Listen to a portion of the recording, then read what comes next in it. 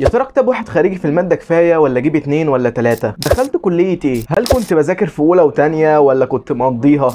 بدأت في شهر كام؟ وهل كنت سنتر ولا اونلاين؟ السلام عليكم ورحمة الله وبركاته. في الفيديو ده ان شاء الله هنجاوب على اهم الاسئلة اللي كانت بتجيلي على الفيديو بتاع الثانوية العامة وازاي قدرت اجيب 93%. باذن الله هنجاوب على اهم الاسئلة والاسئلة اللي بتتكرر كتير في الكومنتات، وان شاء الله بعد الفيديو ده يكون عندك حصيلة كويسة جدا من المعلومات تقدر تخش بيها ثانوية عامة وانت مطمن. الفيديو ده هيكون من الفيديوهات المقربه الى قلبي جدا، لان انا كنت في نفس سنكم ده في الوقت ده، كنت محتاج حد يجاوب على الاسئله اللي انتوا بتسالوها لي دلوقتي. باذن الله اكون جاوبتك على الاسئله اللي انت محتار فيها وما تكونش مشتت في حاجه بعد كده. ويلا بينا من غير ما نطول في كلام كتير نبدا في الفيديو بتاعنا. اول سؤال وكان بيتسال لي كتير في الكومنتات وهو ابدا في شهر كام؟ السؤال ده على قد ما هو اجابته سهله جدا بس بيكون من الاسئله الرخمه اللي انت ممكن تقع فيها قدام ويغرك نفسك وتقول انا ممكن الحق او ممكن ما الحقش، وبعد كده تخش في دوامه التراكمات. وعشان نقدر نجاوب على السؤال ده فاحنا محتاجين نسال نفسنا سؤالين، وهو هل انا عندي ظروف تسمح لي ان انا ما ابداش في الوقت المحدد اللي بيبداوا فيه ثانويه عامه؟ تجاوب على نفسك باه او لا. فلو كانت الاجابه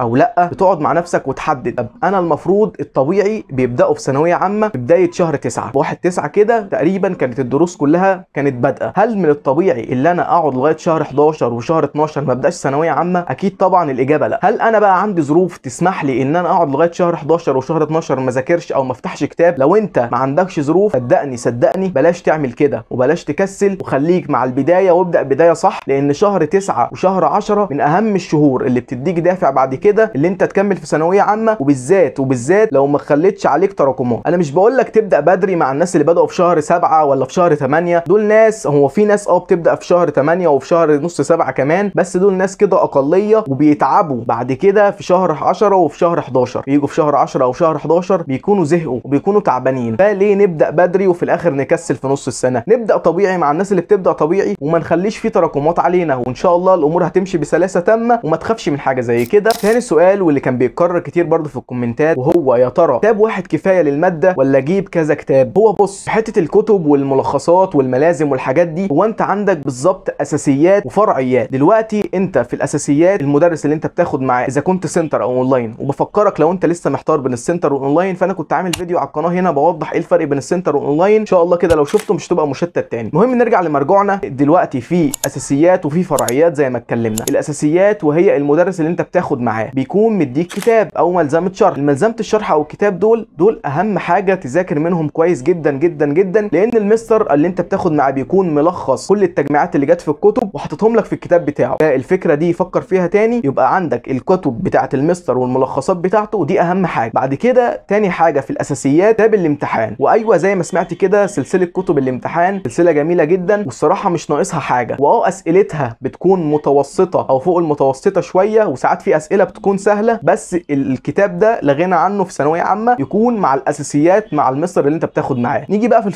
الفرعيات وهي الكتب والاجتهادات اللي انت هتعملها. دلوقتي انت ممكن تجيب كتاب تاني جنب الاساسيات اللي انا قلت عليها، يبقى اهم حاجه عندك الاساسيات. الفرعيات دي لو كملت الاساسيات بشكل واتقنته تخش على الفرعيات وتحاول تنجز بيها، بس زي ما سميناها هي اسمها فرعيات يعني مش اساسيه. وصدقني لو استمريت على الملخصات اللي المستر بينزلها والحل الاسئله اللي المستر بيحله وحل كتاب الامتحان وشرحه، صدقني والله العظيم ما هتحتاج حاجه في اخر السنه. بس احنا برضو بنقول حبذا يكون الفرعيات معاك. وفي كتب كتير زي كتاب الوافي او كتاب نيوتن في الفيزياء. المهم انت الكتب دي تقريبا يعني كلها زي بعضها مش تفرق كتير. المهم اي سؤال بتحله في الكتب دي لازم تكون متقنه وتحله وانت فاهم انت حليته ليه، ما تحلش وخلاص ورا الموجه. يعني مثلا المستر ما يدكش اسئله النهارده في الواجب وتروح تحلها والحمد لله انا حليتها، بس يكون نصها كله غلط او انت مش فاكر انت حليته ليه كده اصلا. فلازم كل سؤال تحله في ثانويه عامه تقراه كويس جدا جدا جدا، لان السؤال ده هيفيدك وهيخليك متمكن بعد كده من الاسئله اللي جايه. فدي كانت اهم نصيحه في حوار الكتب ده. ثالث سؤال وهو انا كنت بذاكر في اولى وثانيه ولا كنت مقضيها ومش بذاكر اصلا؟ بص انا هجيب لك من الاخر كده وعلى بلاطه. في اولى وثانيه انا كنت بذاكر المذاكره اللي هي قبل الامتحان بشهر، قبل الامتحان باسبوعين هكذا يعني. وصدقني والله العظيم جيت في سنه ثانيه كنت جايب ضعيف في الالماني وضعيف في الجبر. برافو عليك. والحمد لله في الترم الثاني حسنت نفسي وعديت عليهم صافي الحمد لله. فحسيت ان دي اشاره. بس هي الفكره في اولى وثانيه هو الواحد ما بيكونش شادد على نفسه لان هو عارف الحاجات اللي هتواجهه في سنه ثالثه. ومن ناحيه التاسيس في المواد وانت خايف تكون مش متاسس في ماده، كل المساطر والاساتذه الكرام اللي احنا نعرفهم على اليوتيوب او بره اليوتيوب بيكون في شهر كده اسمه شهر التسخين والمراجعه على اللي فات، بياسسك من كل حاجه من اول الف لحد ياء، فما تخافش من حوار التاسيس ده. ويعني لو انت بتتفرج عليا ولسه في اولى او في ثانيه، ذاكر في اولى وثانيه هتنفعك في ثالثه والله، بس ما تغلطش غلطتي اللي انا غلطتها في اولى وثانيه، ولو كنت غلطتها فعادي ممكن تلحق نفسك عادي في سنه ثالثه. دي حاجه ما تخوفكش خالص لان انت كده كده زي ما قلنا اول شهر في ثانويه عامه كل المساطر بتراجع على اللي فات كله. ايه الحلاوه دي؟ ايه الطعامه دي؟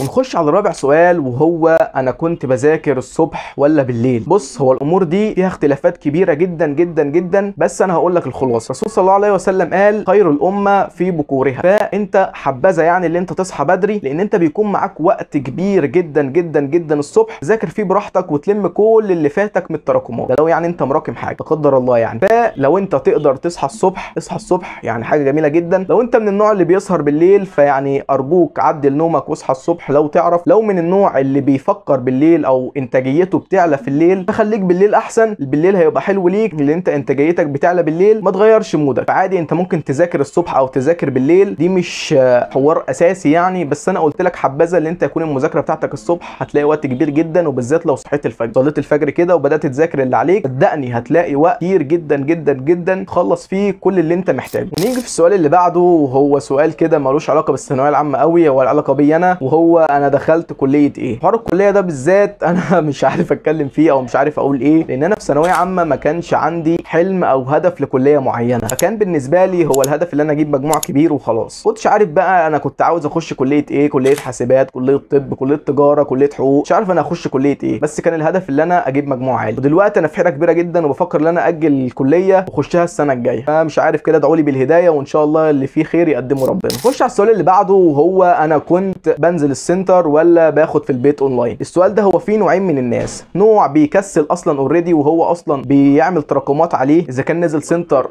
او قعد في البيت وخد اونلاين، فده ارجوك ارجوك ارجوك انزل السنتر وبلاش الاونلاين. النوع الثاني اللي هو بيعمل لود على نفسه وبيعرف يتحكم في نفسه، ده يا عم ماشي خد اونلاين زي ما انت عايز. انا عن نفسي كنت باخد تقريبا كل المواد اونلاين، فيزياء، كيمياء، احياء، عربي، انجليزي، مفيش بس غير ماده اللغه الالمانيه اللي كنت بنزلها سنتر، كنت بستفاد الصراحه من المستر، والمستر كتر خيره كان كويس جدا معانا، ويعني كنت بحب انزل الحصه دي بالذات لان كنت بقابل فيها اصحابي برضه وكده، فانا تقريبا كنت باخد كله اونلاين حتى المراجعات في الاخر. بس فدي يعني ايه كانت اهم حاجه تقدر تاخدها مني في حوار السنتر والاونلاين ده. لو انت من النوع اللي بيكسل ومش بيعرف يعمل لود على نفسه بلاش تخليك اونلاين، انزل السنتر احسن لك بكتير والله. نيجي للسؤال اللي قبل الاخير وهو هل لازم الخص واكتب الدرس في الكراسه اللي بكتب فيها الدروس بعد ما اسمع الحصه اونلاين او بعد ما اخدها في الدرس والخصها انا بخط ايديا في الكراسه بتاعتي؟ الاجابه وهي حتما نعم. ليه نعم؟ لان انت لما بتكتب الحاجه بايديك صدقني المعلومه بتثبت